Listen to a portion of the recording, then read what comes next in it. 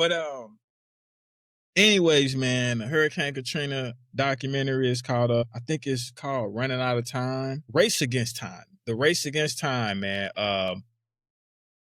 Just to be honest, I believe everybody in America, especially African Americans in America, y'all need to go watch that. Y'all need to go check that out. It's a very it gets very detailed in how things went down there during that time. Like the preceding days after the hurricane hit. And it's some wild shit in there, man. It's some disheartening shit that went on down there, which I had no clue at that time. I'm 15 years old in 05 when the hurricane hit, so I wasn't going looking into that much. I remember those, the people from New Orleans, they came up. You know what I'm saying? A few of them came up to Natchitoches, but I never really dove into, what was actually going down or going on around that time down there, and I wasn't really paying attention much to the news then either. So I want to ask you, those episodes that you watched, man, what's your thoughts on it, of what you watched? I'm glad it was just them couple episodes, because it's fucking disgusting, bro. I'm not gonna be quaint or politically correct with it, and I honestly, I don't want to say I knew to the extent of what the documentary showed, but I had a little bit of an understanding just by what Kanye said. Was that was for that when he said that? Yeah. Okay. He's listening to or whatever, and it was apparent, even more so in the documentary, just how blatant that was just a disregard for human life, because literally that's what was happening. People were dying, bro. American people were dying frivolously, and people that were making decisions just were not concerned enough to the point I could almost say at all, to the first beginning when they talking about pushing away dead bodies, even babies, because they just not worried about the dead. They just worried about the living. But then only thing you doing with the living is rounding them up and putting them in a cage like an animal, which is the Superdome, where things ain't being cleaned properly. They don't have a proper place to shit and piss. People dying in the Superdome, and y'all leaving the bodies just for people to sit around. Y'all not getting. They don't outside the Superdome, the dead bodies. In any case, Yeah. man. But I think I saw too where they said they had a couple people that like a lady died in the restroom because it was so damn hot. And then in them conditions where it was hot, people were dying from exhaustion. They weren't giving people proper food and water in a timely manner that they needed to. And then when the people started burning out and getting the things that they needed, that's what the media coverage wanted to present, that they're just down there doing whatever, and all this stuff. Like, people don't have dry clothing. You know what trench foot is when your foot is wet just from walking in a puddle 2 miles in the rain on a bare. Imagine 3-4 days of you having to wear wet-ass clothes, wet-ass socks, shoes, everything just wet. Mildew. So it's another spit in the face to how America looks at us, because I maybe saw one, I think, white person that was in there throughout the whole documentary, from what I could see. I think somebody that was interviewed. Just from looking at the video in the foot, I didn't see very many white people. No, it was some white people, because they were rescuing a lot of. It wasn't very. They were rescuing a lot of white people. But I'm talking about in the Superdome, though. The people that was trapped in the conditions, it looked to be literally on the back. Right. I'm sure it was some white people up in there though. I'm sure that definitely was. Probably, I'm sure it was mostly black though. I give you that for sure. I'm damn sure it was mostly black. It was like, man, when I watched it, I was like, my mouth was like this, like because I really had no clue that all of the stuff that they were, showing was going on down there at the time.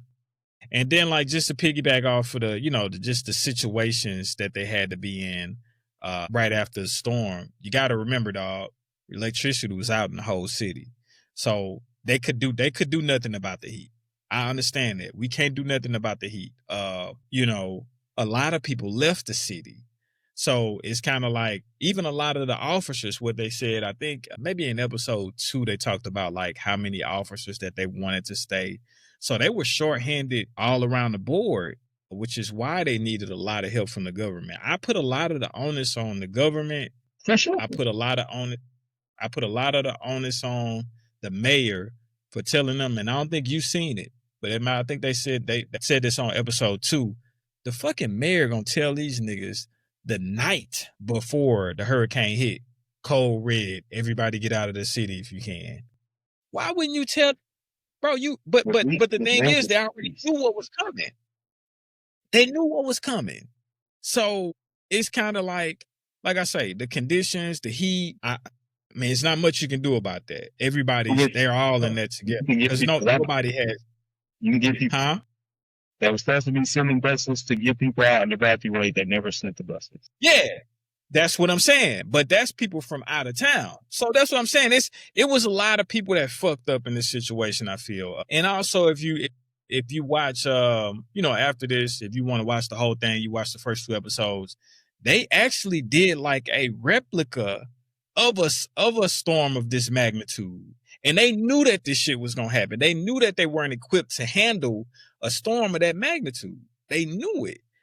I think maybe 10 years prior, they did like a, basically like a practice, just like a scrimmage hurricane or so, whatever you want to call it. But they did something and it let them know that they were not prepared for something like that. And man, it was like the stuff that was tearing me up, man. Of course, like you say, the looting shit and them saying, when they got to the point of where they gonna shoot anybody that's looting. My nigga, first of all, let's take the looting part out. Let's say nobody loots, right? Yeah. What's gonna happen to all that food when they go back up in there? When they go back to work? Right.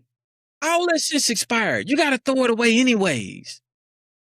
So what's the big fucking deal if they going in there? You should be telling people like, hey, if y'all can find a nearby store, get your food and water out of there. Why not? It's only gonna go to waste anyways.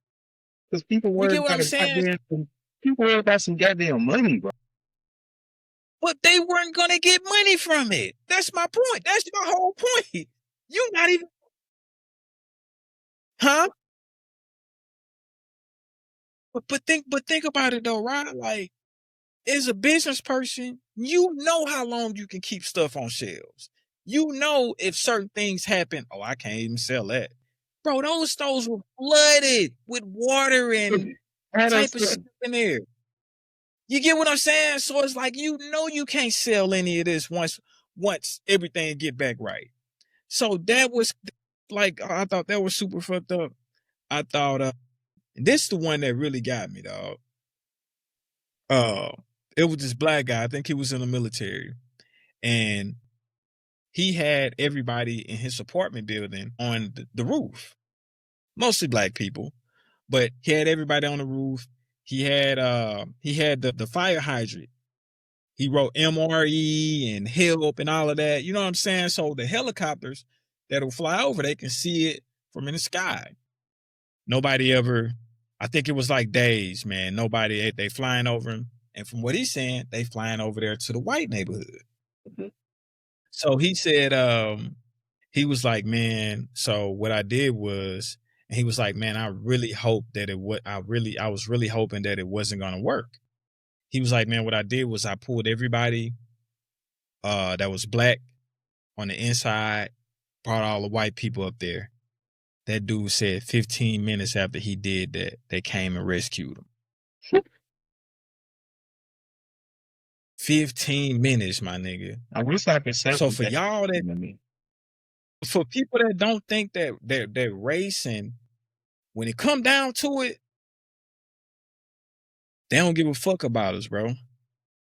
They don't care, bro. Yeah. When it really come down to it, nigga, I'm thinking like, man, it could have been Jay-Z on that roof. All they would have seen was a black face, bro. That could have been Lil Wayne on that roof. If they didn't know who Lil Wayne was, there would have just been another black face to him.